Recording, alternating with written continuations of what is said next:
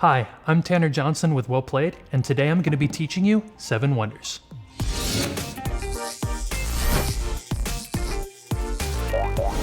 Seven Wonders is a card drafting civilization building game for 2 to 7 players that plays in a time period of about 45 minutes. Seven Wonders is played over 3 rounds or ages, and at the beginning of the game, each player will be given their own ancient wonder of the world. In this setup, we have one player with the Hanging Gardens of Babylon, the Colossus of Rhodes, and the Temple of Artemis. At the start of each age of Seven Wonders, each player will be dealt 7 cards. They will then take turns selecting cards from these hands and then passing them to the other players. Cards will then be used to either build various stages of their Wonder of the World, constructed to help them gain resources or future advancements, or be discarded for money that will give them versatility during their turns. To set up for a 3-player game, you're going to take the first stack of Age 1 cards and remove all cards that have any symbol at the bottom that doesn't say 3+ on them. Then the remaining cards will be dealt out in a hand of 7 to each player. There are 6 main varieties of cards in the game of Seven Wonders. There are brown resource cards, gray refined resource cards, red military cards, yellow commerce cards, green science cards, and blue culture cards. Each of them help you with various aspects of trying to win the game. Resources are necessary for building most other buildings, and buildings will usually come with one of 4 costs. They will either cost coins, have nothing depicted in left corner, meaning that they will be free, resources, or they will have the name of a previous card that you may have selected. If you do have that card built, then you'll be able to build that building for free. If a resource card is acquired, it will then be taken and tucked underneath the top left corner of your board. Each wonder starts by producing 1 resource, and each additional card you place here will produce more.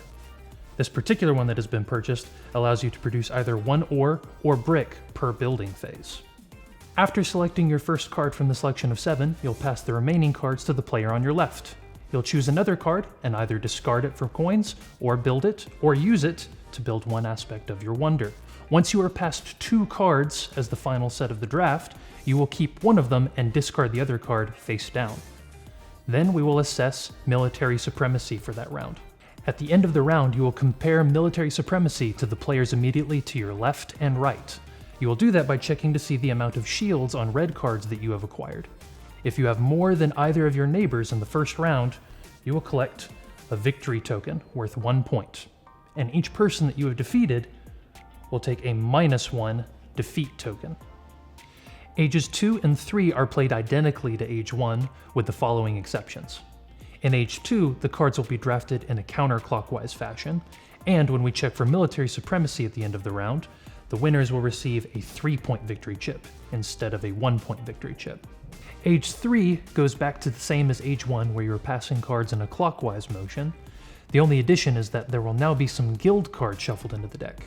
These have a purple back and usually give you points for cards that your opponents on your left and right have collected. And when you check for military supremacy at the end of the round, the winner will receive 5 points instead of 3 from the previous round or 1 from the first round. At the end of the game, you will total up your points.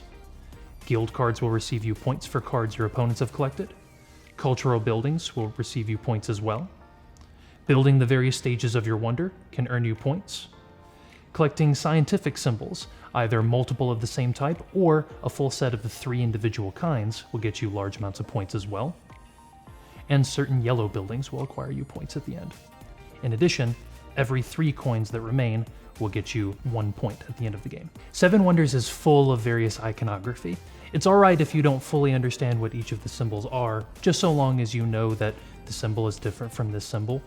These things help you acquire other buildings, and that these symbols generally associate with gaining points at the end of the game.